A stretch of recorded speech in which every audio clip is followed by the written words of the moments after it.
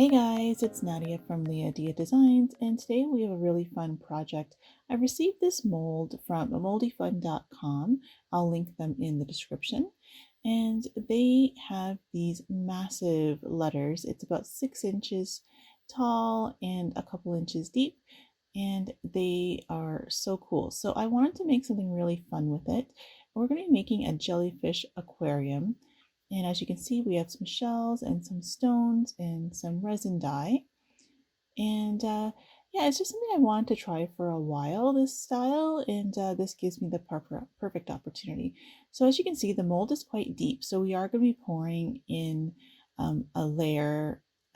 For this project, I'm actually going to be making a thin layer and then building on top of that. But I'm not going to be filling the mold on this project just because this was more of a test and I wanted to just see how things were going to work out. But definitely you could fill this mold and it would be quite heavy and thick. So it'd be perfect for it to actually stand up if you wanted your letter to stand up straight.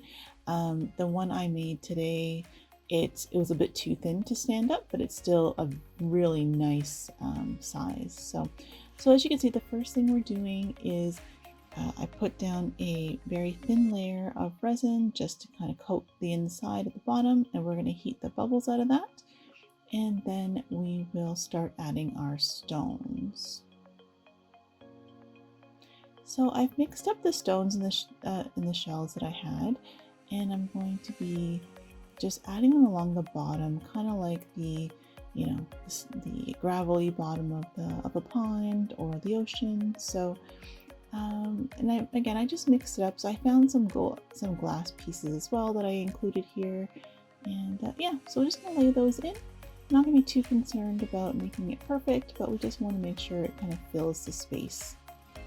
I also want to mention that I'm using a medium viscosity resin for this pour. I'm not going to be filling the mold, so I think it'll be okay. But normally, if we were going to be filling the mold, we would be using something thinner, like a casting resin, that would have a longer working time as well as a longer curing time. So the next thing we're going to do is we're going to color our resin. I'm using some pigment dye from Let's Resin. It's a little bit different than alcohol inks or pigment pastes or even mica. It kind of gives you a clear coloring of your resin, like so you can add color, but it's still transparent, and it doesn't, as far as I know, it doesn't fade the way the alcohol inks fade. So we're gonna just pour those in. I had made 2 different shades of blue because I wanted to kind of look like the upper part of the K had a lighter blue and the darker part of the K had darker blue. And so yeah, so I'm going to swirl those around a little bit. And again, I'm not going to be too concerned about bubbles on this project just because it is supposed to be underwater, so there would be bubbles underneath.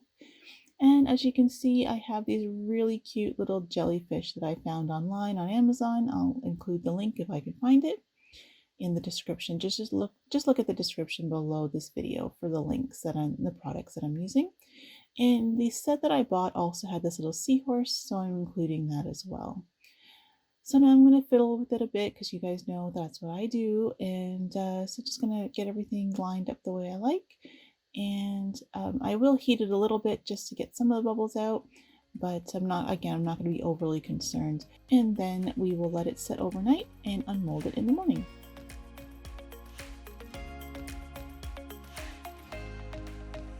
And here's our final K. I absolutely loved how this turned out. I love the jellyfish and the seahorse, little bubbles. It's all just so cute.